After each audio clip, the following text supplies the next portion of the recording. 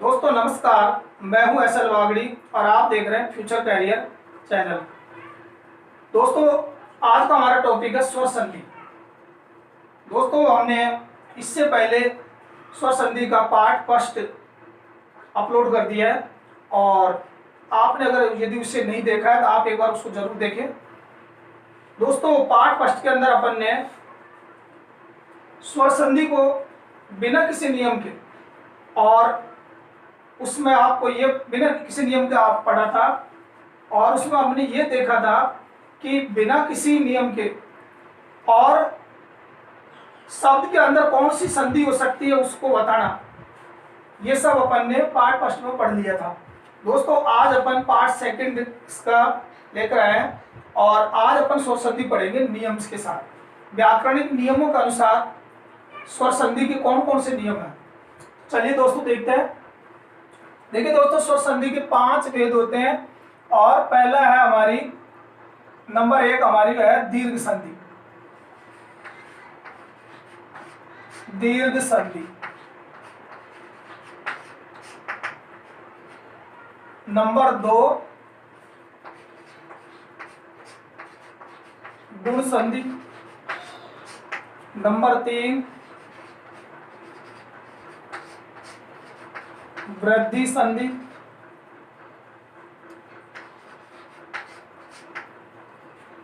Number 4 यण संधि और number 5 अयादि संधि। दोस्तों संधि के 5 भेद होते हैं, दीर्घ संधि, गुण संधि, वृद्धि, यण और अयादि संधि। अब अपन देखते हैं सबसे पहले दीर्घ संधि के अंदर कौन कौन से नियम लगते हैं। देखिए पहला नियम देखते हैं। दोस्तों संधि के अंदर 2 पद होते हैं, एक पूर्व पद और एक पर पद। उसी प्रकार समास के अंदर भी 2 पद होते हैं। तो यहाँ प्लस से पहले होता है पूर्व पद और प्लस के बाद होता है पर पद। यहाँ प्लस से पहले ये पूर्व पद हो गया ए और ए अथवा आ। इसके बाद में यदि समान सवर्ण ए या आ आता हो तो दोनों के स्थान पर दीर्घ आ हो जाता है। दोनों के स्थान पर दीर्घ आ हो जाता है और इसे दीर्घ संधि कहते हैं।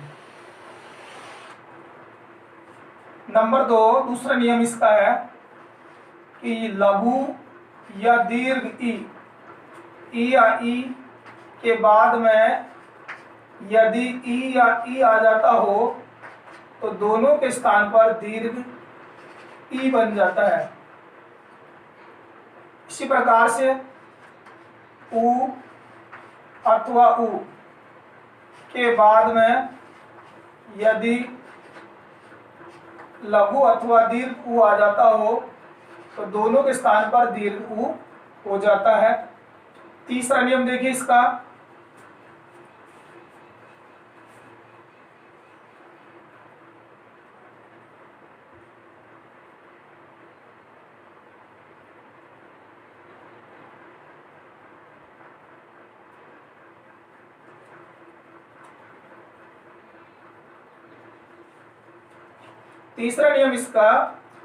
चौथा नियम इसका ऋषि प्लस ऋषि अश्व या ऋषि दीर्घ के बाद में यदि अश्व या दीर्घ ऋषि आ जाता हो तो दोनों के स्थान पर दीर्घ ऋषि हो जाता है। तो दोस्तों 4 नियम इसके होते हैं हमारे दीर्घ संधि के कि ए या आ के बाद में यदि ए या आ, देखिए ए और आ आपस में सवर्ण है, ए और आ आपस में सवर्ण है, ई और ई दोनों सवर्ण है। इसी प्रकार ओ और ओ आपस में सवर्ण है, ए और आई। इस तरीके से आप ध्यान देंगे कि ए या आ के बाद में ए या आ में से अगर आ जाता है तो दोनों में जो दीर्घ है, दीर्घ बड़ा आ, तो यहाँ पर यह आ जाएगा। इसमें दीर्घ बड़ी ई, इसमें दीर्घ बड़ा ऊ और इसमें दीर्घ बड़ा ऋषि, तो इसी नाम से इसको दीर्घ संधि कहते हैं। अगला देखिए नंबर 2 पर गुण संधि। गुण संधि के अंदर ए या आ के बाद में ए या आ के बाद में यदि ई या ई आ जाता हो तो दोनों के स्थान पर ए हो जाता है, ए हो जाता है इसमें।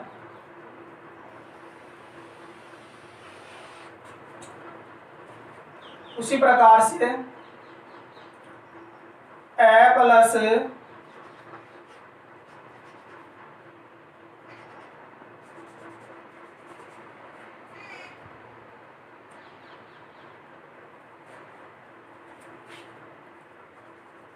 ए आ प्लस में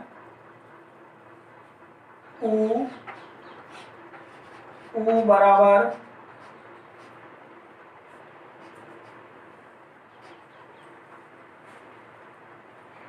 ओ हो जाता है। अगला नियम है इसका, ए आ के बाद में यदि ऋषि की मात्रा आती हो तो दोनों के स्थान पर आर हो जाता है। तो देखिए गुण संधि के 3 नियम है कि ए या आ के बाद में यदि ई आ जाता हो ए हो जाएगा, यानी एक मात्रा वाले वर्ड आते हैं इसमें सारे। ए या आ के बाद में यदि ऊ या ऊ आ जाता हो तो ओ हो जाएगा, ए या आ के बाद में यदि ऋषि आ जाता है तो आर हो जाता है। इसे गुण संधि कहते हैं। अभी इनके उदाहरण अपन पढ़ेंगे, आगे आप वीडियो में बने रहें लगातार। आगे देखिए तीसरा वृद्धि संधि का नियम, ए या आ के बाद में यदि ए या आई आता हो तो दोनों के स्थान पर आई हो जाता है।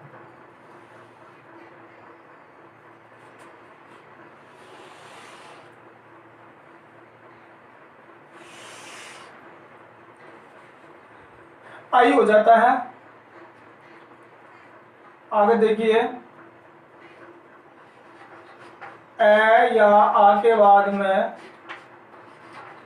यदि ओ या औ आता हो तो दोनों के स्थान पर औ हो जाता है। उसी प्रकार से ए या आ के बाद में यदि ऋषि आ जाता हो तो दोनों के स्थान पर आर हो जाता है। ए या आ के बाद में दीर्घ ऋषि आ जाता हो तो आर हो जाता है, तो इसे वृद्धि संधि कहते हैं। अगला देखिए यण संधि। यण संधि का पहला नियम हमारा है ई अथवा ई के बाद में अगर कोई असमान स्वर यानी ई और ई के अलावा असमान स्वर अगर आ जाता हो तो दोनों के स्थान पर यह हो जाता है। ऊ अथवा ऊ के बाद में यदि असमान स्वर आता हो तो उसके स्थान पर वह हो जाता है, वह हो जाता है। ऋषि के बाद में यदि असमान स्वर आता हो तो वहां र हो जाता है और इसे यण संधि कहते हैं। अगला देखिए अयादि संधि। अय आदि जिसमें अय औ आय आओ आता हो। देखिए ए आई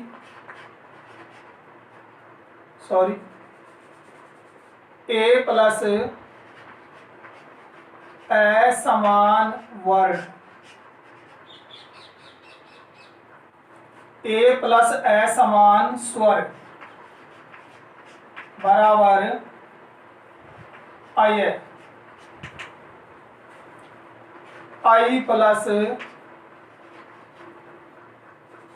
प्लस असमान स्वर बराबर हो जाएगा आई।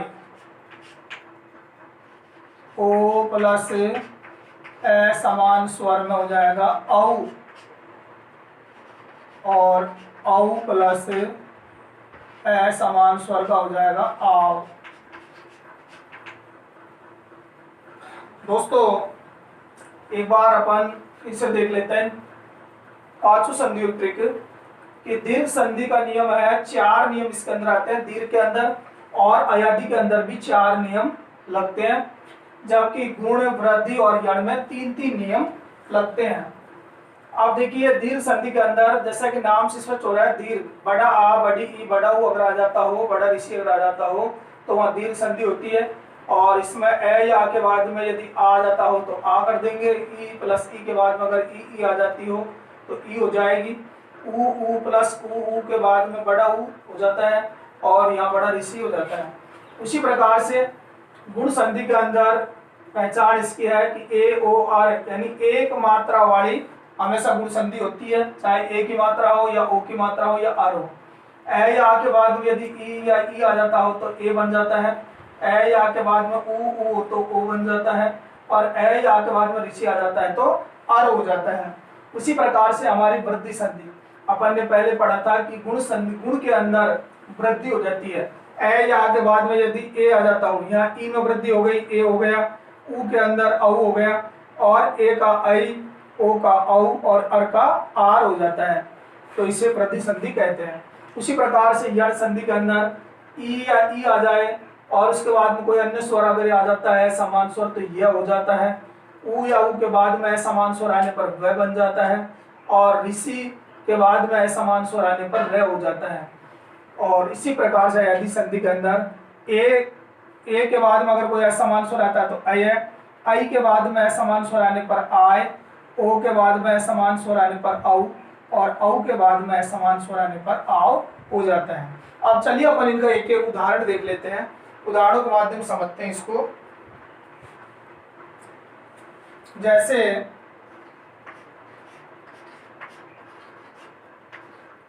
गीतांजलि, दोस्तों यहाँ पर गीत प्लस अंजलि।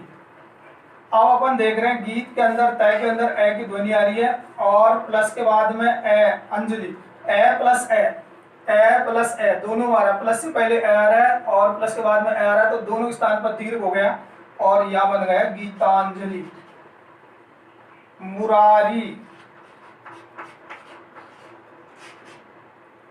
तो एक तरफ है मुर प्लस अरी, यहाँ मेन केंद्र बिंदु हमारा यहाँ रा, एक तरफ सार्थक शब्द है मुर और दूसरी तरफ है अरि, यानी मुर नामक राक्षस का अरि शत्रु अर्थात कौन था, कृष्ण। मुरारी, मुर प्लस अरि, तो यहाँ पर दीर्घ रा हो जाता है, यानी इस रे के स्थान पर दीर्घ आ से और यहाँ बना मुरारी। कपीस, दोस्तों कपी एक तरफ बन रहा है कपी प्लस ईस, तो यहाँ पर लघु और इधर दीर्घ दोनों के स्थान पर ये दीर्घ हो जाएगा और ये बन जाएगा कपीस। मुर प्लस अरी, ये हो गया मुरारी, और यहाँ हो गया गीत प्लस अंजलि, गीतांजलि। आगे देखिए सतीश, सती प्लस ईस, तो यहाँ पर दीर्घ और दीर्घ दोनों के स्थान पर दीर्घ हो जाएगा, तो इस तरीके से यह बना।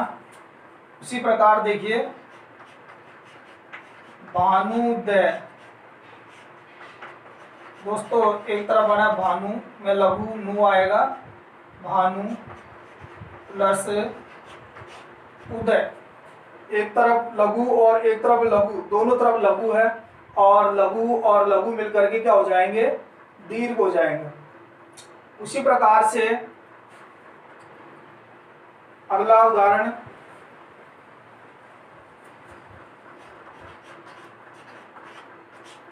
पितृ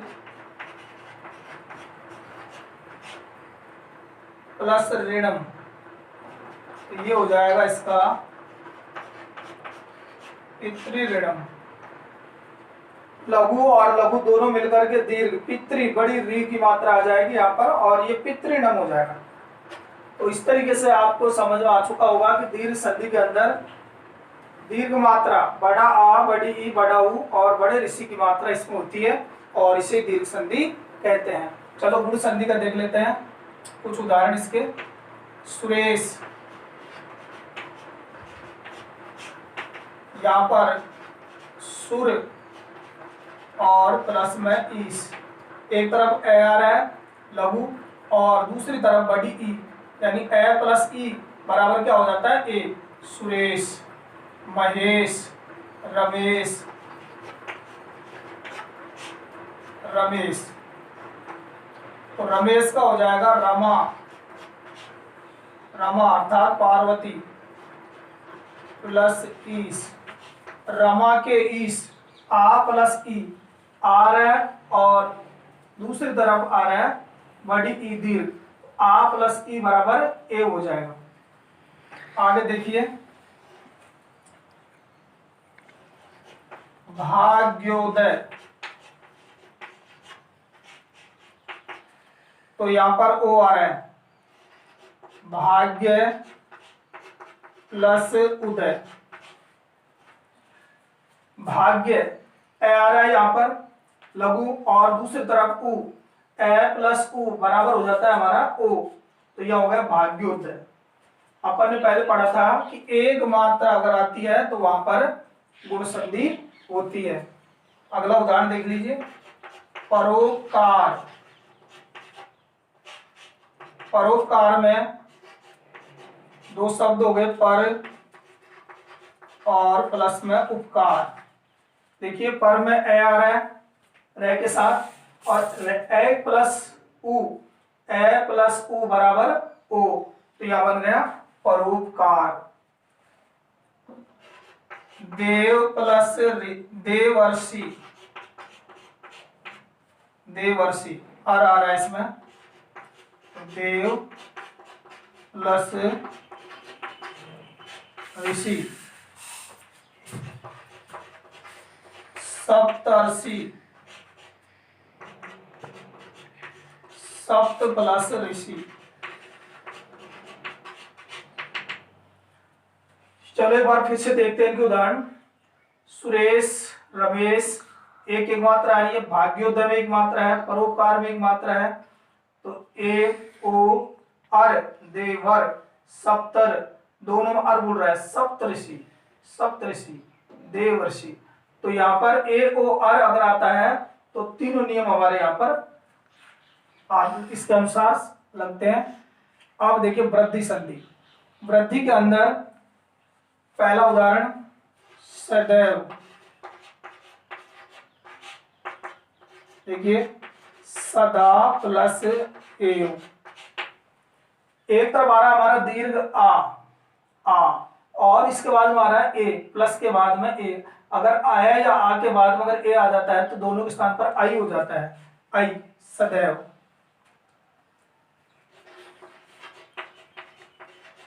तथैव, तथैव के अंदर वही दो मात्रा, तथा प्लस एव, आ के बाद में यदि ए आ जाता हो तो दोनों के स्थान पर दीर्घ आई हो जाएगा। अगला देखिए महोषधि, औ की मात्रा आ रही है, दो मात्रा आ रही है, तो यह हो जाएगा महा प्लस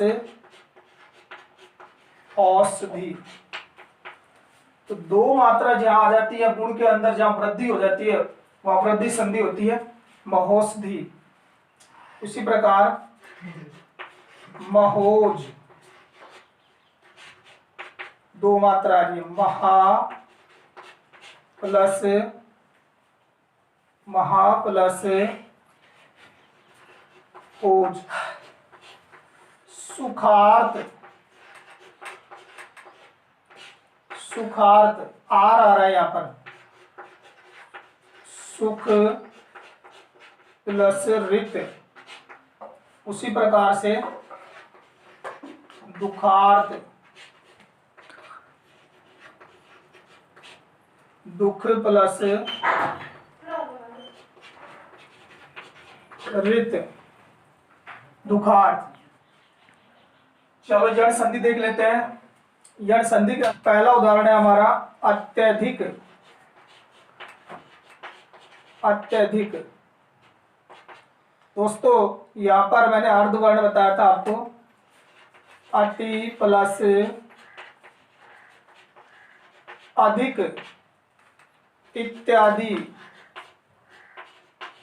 इत्यादि, इति प्लस आदि।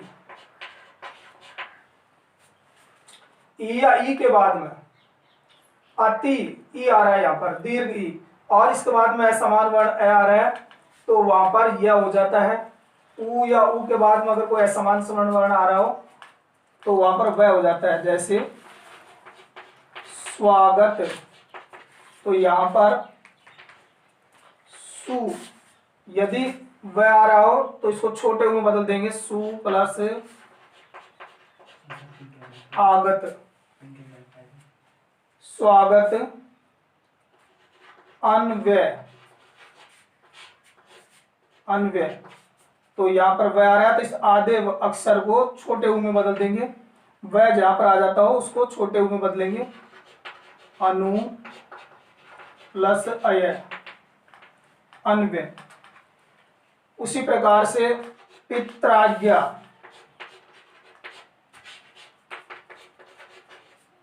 पितृ प्लस आज्ञा। अगली संधि देखिए हमारी अयादि। पहला है ए प्लस ए समान, तो यह हो जाएगा नयन, ने प्लस अयन, यानी ए के बाद में अगर कोई असमान स्वर आ रहा हो तो वहां अय हो जाता है, ने प्लस अयन, नयन अय आ रहा है यहां पर। शयन तो चे प्लस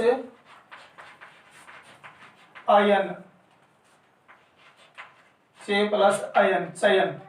उसी प्रकार से आई से आय बन जाता है, जैसे नायक, आय आ रहा है, आय से इसको आई में बदल देंगे, नई प्लस अक। अब देखिए औ, ओ के बाद में अगर असमान वर्ण आ रहा हो, जैसे औ आ रहा है पवन, तो यहां ओ में बदल देंगे इस पै को, हो जाएगा पो प्लस अन। उसी प्रकार देखिए हवन, वह आ रहा है, औ आ रहा है, तो इसको ओ में बदल दो, ए को हो जाएगा हो प्लस अन, हवन। आप देखिए आओ तो पावक, आओ यदि आ रहा हो तो इसको बदल देंगे अपन औ में, पौ प्लस अक, पावक। तो इस तरीके से ये 5 संधि हमारी स्वर संधि के 5 प्रकार से अपन ने इनके नियम पढ़े, और अपन ने पढ़ा दीर्घ संधि में 4 नियम, गुण वृद्धि और यण में 3-3 नियम, और अयादि संधि के अंदर भी वो इसी तरीके से 4 नियम लगते हैं। दोस्तों अगर आप 1-2 बार, अगर इस वीडियो को आप 2-4 बार अगर अच्छी तरीके से एक बार इनको निकाल लेते हैं अपने दिमाग के अंदर, तो मैं समझता हूं कि आपकी संधि से संबंधित सारी समस्याएं आपकी दूर हो जाएंगी। और आप जब भी एकांत में इस वीडियो को देखें और देखने के बाद में इसको अच्छी प्रकार से तन्मय से और इसको ग्रहण कर ले। यदि आपको ये वीडियो पसंद हो तो दोस्तों आप हमारे चैनल को अभी सब्सक्राइब कर लें और वीडियो को ज़्यादा से ज़्यादा शेयर करें। दोस्तों आज के इस वीडियो में बस इतना ही। जय हिंद, नमस्कार।